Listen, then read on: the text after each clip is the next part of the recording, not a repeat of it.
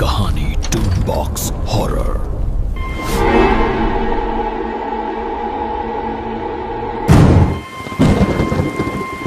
उस दिन बरसात का सुहाना मौसम अचानक से भयानक हो गया। आसमान में काली घटा छाई हुई थी।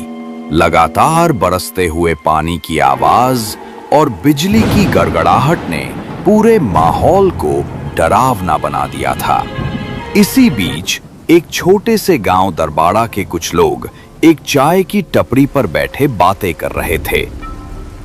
भाई वाह, क्या बारिश हो रही है। ऐसे बारिश के मौसम में तो गर्मा गर्म अदरक वाली चाय मिल जाए ना तो मजा ही आ जाए। सही कहा। वैसे आज का मौसम बड़ा डरावना लग रहा है। ये बिजली की गड़गड़ाहट और ये मूसलाधार बारिश, सारी गलियां सुनसान पड़े हैं। आज तो कोई परिंदा भी नहीं दिखाई दे रहा है। पता नहीं क्यों ऐसा लग रहा है जैसे कहीं कोई अनहोनी घट रही है। अरे तुम लोग तो बिना बात के ही डरते हो। कहीं तुम्हें किसी भूत प्रेत या छलावे का डर तो नहीं लग रहा है? वैसे सच कहूं तो ऐसी बरसात में छलावे बाहर निकल आते हैं। अरे वो सोनपुर के जंगल का किस्सा नहीं सुना तुमने? आजकल उस जंगल के बारे में बड़ी खबरें आ रही हैं। तुम लोग तो ट्रक लेकर इधर उधर जाते रहते हो, जरा सावधान रहना। शैलेन काका की बात सुनकर सबके चेहरे पर कुछ चिंता के भाव आ गए, लेकिन माहौल को हल्का करने के लिए किशन बोला, अरे काका, ऐसा कुछ नहीं है। ये बस अफवाह है, अफवाह। ऐसी बेकार की बातों पर ध्यान नहीं देना चाहिए। सब लोग अपनी अपनी बातों में व्यस्त हो गए। तभी अचानक किसी के पैरों की आवाज आती महसूस हुई। अरे जरा रुको, ध्यान से सुनो। क्या तुम्हें भी किसी के चलने की आवाज आ रही है? ऐसा लग रहा है जैसे कोई इसी तरफ आ रहा है।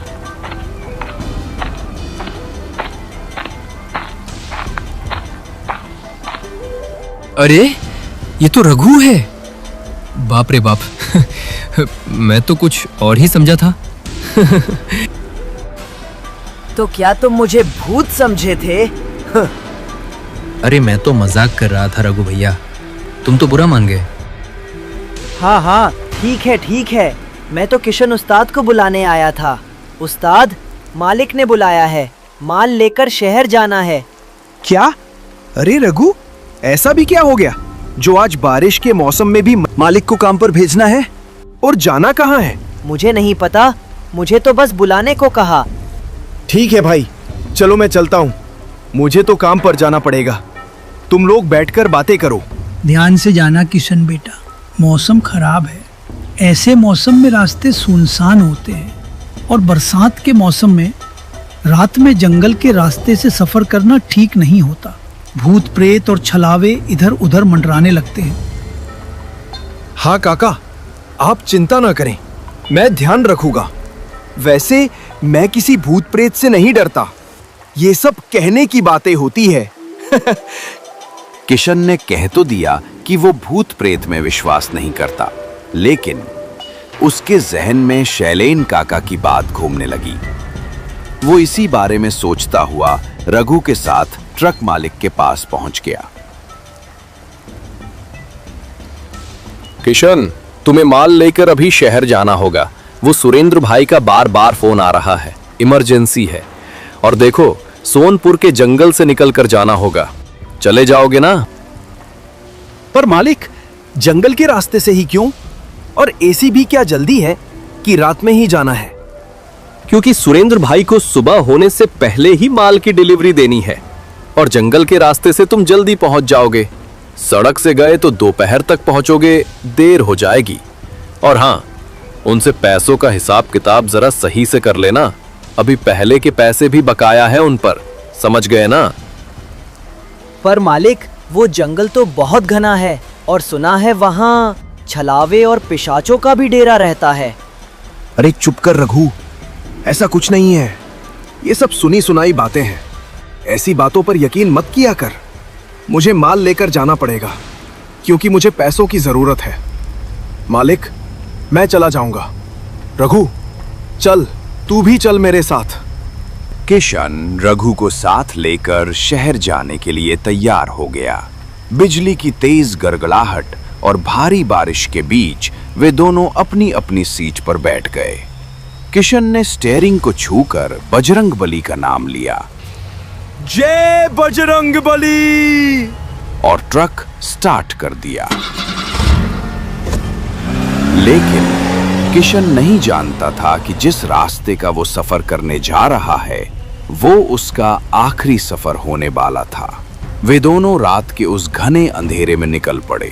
दोनों बातें करते हुए और गुनगुनाते हुए अपनी ही धुन में चले जा रहे थे। जिंदगी एक सफर है सुहाना, यहाँ कल क्या हो किसने जाना। रास्ता बिल्कुल सुनसान था। दूर दूर तक कोई बस्ती या इंसान दिखाई नहीं दे रहा था।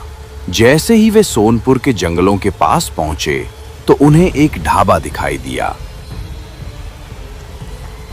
अरे उस्ताद, वो देखो, वहाँ एक ढाबा चमक रहा है। बड़े जोरों की भूख भी लगी है। चलो ना, कुछ खा लेते हैं। अरे रघु, भूख तो मुझे भी लगी है, पर ये कुछ अजीब नहीं है। इतने सुनसान जंगल में ये ढाबा, बात कुछ हजम नहीं हो रही है। ओहो उस्ताद, तुम तो कहते हो कि तुम किसी से नहीं डरते। अब ढाबा देखकर डर क्यों रहे हो भला? अरे कितने लोग जाते होंगे इस रास्ते से, इसीलिए किसी ने यहाँ ये ढाबा खोला होगा। चलो ना, चलते हैं। बहुत जोर की भूख लगी है। अरे अभी तो रास्ता बहुत लंबा है। अच्छा ठीक है, चल फिर। दोनों ने ट्रक को सड़क पर एक तरफ खड़ा किया और ढाबे पर पहुंच गए।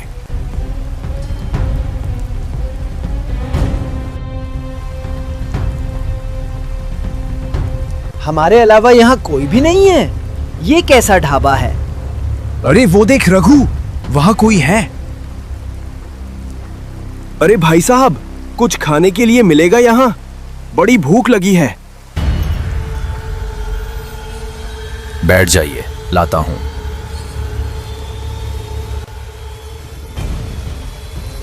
बड़ा अजीब सा आदमी था। इतनी सुनसान जगह पर ये ढाबा क्यों बनाया होगा किसी ने? अरे उस्ताद, जरा उधर तो देखो, एक लड़की आ रही है। अरे हाँ, इतने सुनसान जंगल में ये लड़की, और ये तो गर्भवती है रघु। पर ये अकेली इस वीराने में। तभी वो लड़की उन दोनों की तरफ आने लगी। उसे अपनी ओर आता देख किशन और रघु कुछ हिचकिचा गए। भैया, वो मेरी यहाँ गाड़ी खराब हो गई है। आप मुझे अपनी ट्रक में लिफ्ट दे देंगे क्या? अरे आप अकेली हो क्या? और आपको जाना कहाँ है? सोनपुर के जंगल में, वही मेरा घर है। सोनपुर के जंगलों में? जंगल में घर? जी, वही मेरा घर है। मुझे वही जाना है। पर आपको कैसे पता कि हमारे पास ट्रक है? वो मैंने बाहर सड़क पर एक ट्रक देखा था और यहाँ आप दोनों के अलावा कोई नहीं है, तो मैं समझ गई कि वो ट्रक आपका ही है। वो सब छोड़िए, आप चलिए, मुझे जल्दी से घर पहुँचना है, देर हो रही है। अजी जी, आप चलिए, हम अभी आते हैं। कुछ खाने के लिए ले लेते हैं, रास्ते में खा लेंगे।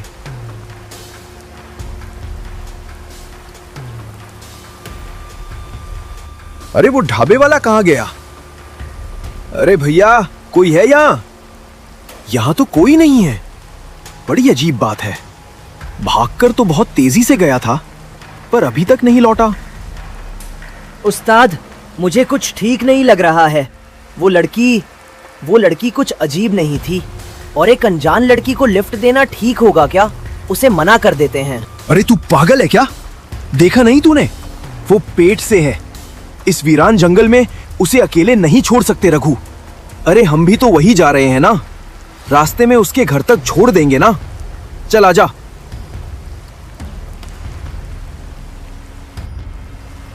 दोनों बिना कुछ खाए ही वहां से ट्रक की ओर चल दिए। जैसे ही वे ढाबे से बाहर आए, उन्हें वो लड़की कहीं दिखाई नहीं दी, और जब उन्होंने पीछे मुड़कर देखा तो वहां पर कोई ढाबा भी नहीं था। अब दोनों घबरा गए। अरे ये क्या? वो ढाबा कहाँ गया? और ये देखो उस्ताद, वो लड़की भी नहीं है यहाँ, और ना ही उसकी गाड़ी है। ये क्या है?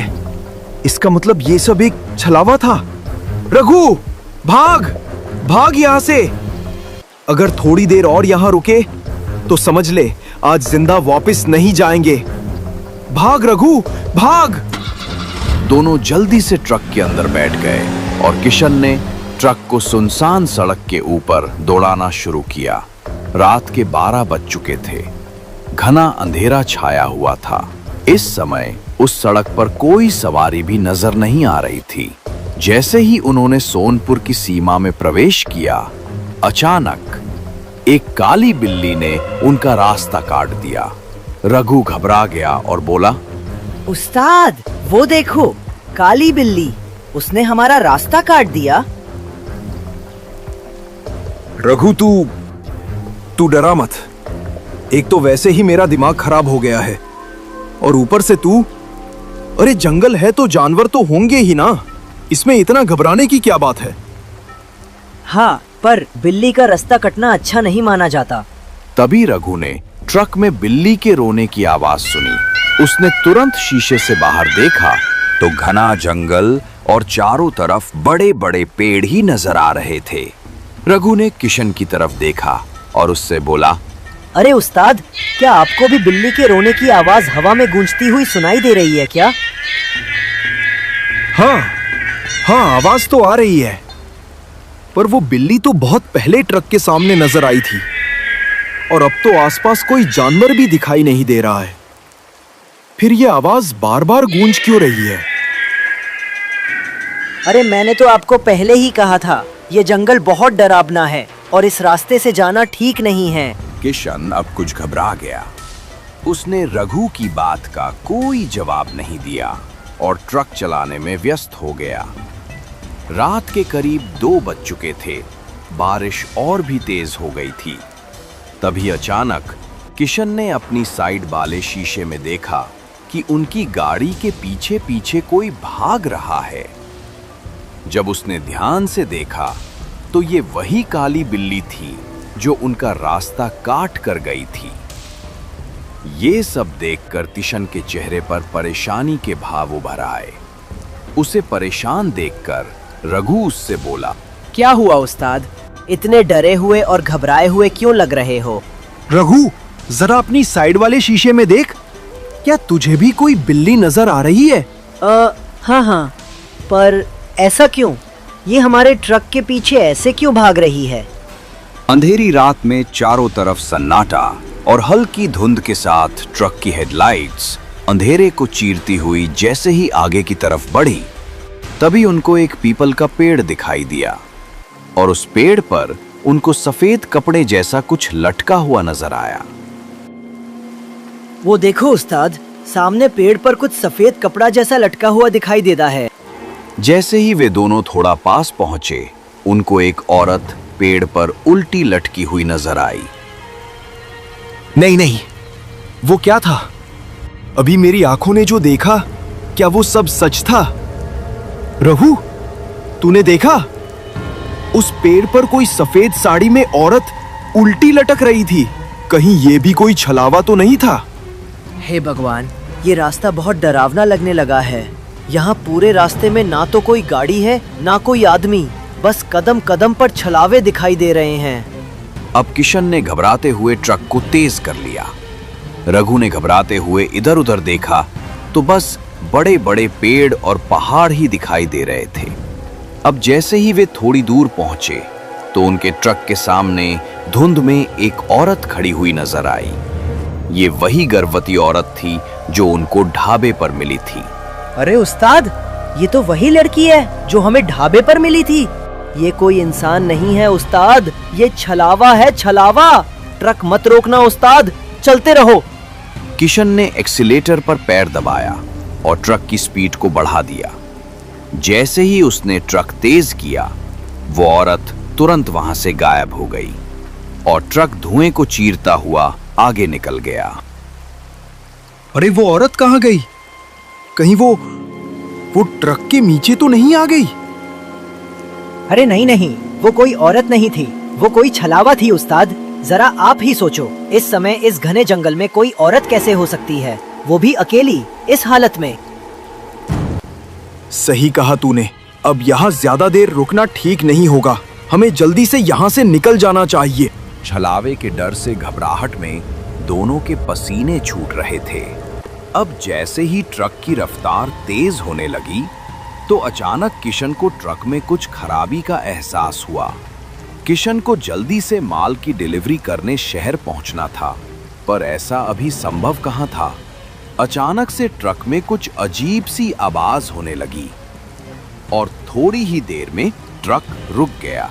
उन दोनों को लगा कि शायद ट्रक में कुछ खराबी आ गई है। वे दोनों ट्रक से नीचे उतरे और चारों टायरों को चेक करने लगे, लेकिन उन्हें कुछ भी खराबी नजर नहीं आई। फिर किशन ने ट्रक का बोनट उठाने के लिए जैसे ही हाथ बढ़ाया, तभी रघु के जोर से चिल्लाने की आवाज आई। किशन ट्रक के पीछे की तरफ दौड़ा। क्या हुआ रघु? तू चिल्लाया क्यों? ये बिल्ली, इसने मेरे हाथ पर हमला किया। उस बिल्ली की आंखों में अजीब सी चमक थी। उसकी आंखें लाल और चेहरे पर गुस्सा था। ये सब देखकर दोनों घबरा गए और गाड़ी की तरफ दौड़े।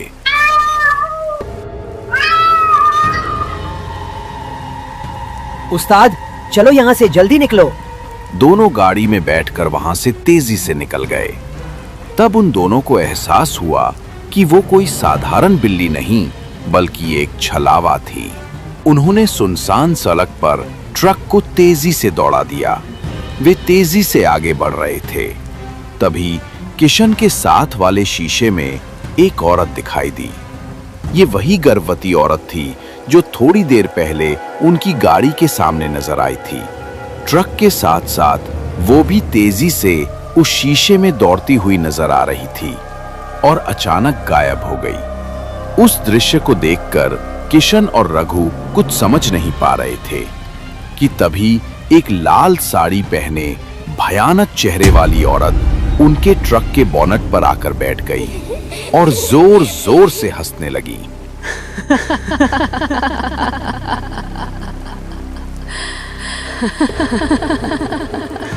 उसका चेहरा किसी चुड़ैल जैसा भयानक था। उसकी आंखें लाल थी, जैसे उनमें गुस्सा और प्रतिशोध भरा हो। वो तेजी से दौड़ते हुए ट्रक के ऊपर बैठी थी और एक भयानक हंसी हंस रही थी। हंसते हंसते वो अचानक से गायब हो गई। अब किशन और रघु की हालत खराब हो चुकी थी। उनके दिलों की धड़कन लगातार बढ़ रही थी। अचानक वो औरत ट्रक की खिड़की पर उल्टे लटकने लगी। उसे देखकर रघु घबरा गया। उस्ताद, ये तो एक चुड़ैल है। ये हमें मार डालेगी। अब क्या करें?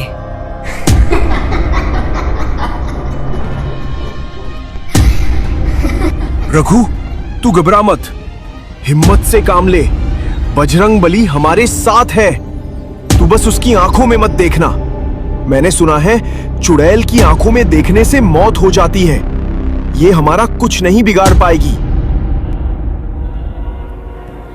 ये मेरा रास्ता है। क्यों आए हो तुम यहाँ? क्यों? अब मैं तुम्हें नहीं छोड़ूंगी। तुम्हारी हिम्मत कैसे हुई? इस जंगल में कदम रखने की तुम्हारी हिम्मत कैसे हुई? मेरी मर्जी के बिना यहाँ जो भी आता है वो जिंदा वापस नहीं जाता। किशन हनुमान जी का पक्का भक्त था। वो अपने डर को छोड़कर हनुमान चालीसा का पाठ करने लगा। जय हनुमान ज्ञान गुण सागर, जय कपीस तिहु लोक उजागर, रामदूत अतुलित बलधामा, अंजनी पुत्र पवन सुत नामा। महावीर विक्रम बजरंगी, कुमति निवार सुमति के संगी, कंचन बरन विराज सुबेसा, कानन कुंडल कुंचित केसा। जैसे जैसे किशन हनुमान चालीसा बोल रहा था, वो चुड़ैल बेचैन हो रही थी। वो अपने कानों को बंद किए छटपटा रही थी। जय बजरंग बली। नहीं, रुक जा। इस आवाज से मेरा शरीर जल रहा है। रुक जा। नहीं तो अच्छा नहीं होगा। तू आज मेरे हाथों से नहीं बचेगा। उस्ताद, ये तो पीछा ही नहीं छोड़ रही है। हनुमान चालीसा के प्रभाव से ये कमजोर पड़ गई है। अब ये अंदर नहीं आ पाएगी। हे प्रभु, हे बजरंग बली, आज बचा लो, फिर कभी इस रास्ते से नहीं आऊंगा। प्रभु, जब तक रोशनी नहीं मिलती तब तक ये हमारा पीछा नहीं छोड़ेगी।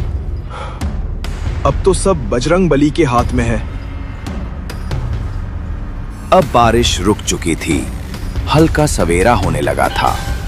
दूर कहीं मंदिर से घंटे की आवाज आने लगी। उस भयानक औरत का छलावा मंदिर की घंटियों की आवाज और सुबह की रोशनी से बेचैन होकर धुएं में घुलकर गायब हो गया। रघु, देख, हम बच गए। बजरंग बली की कृपा से हम बच गए रघु। जय बजरंग बली।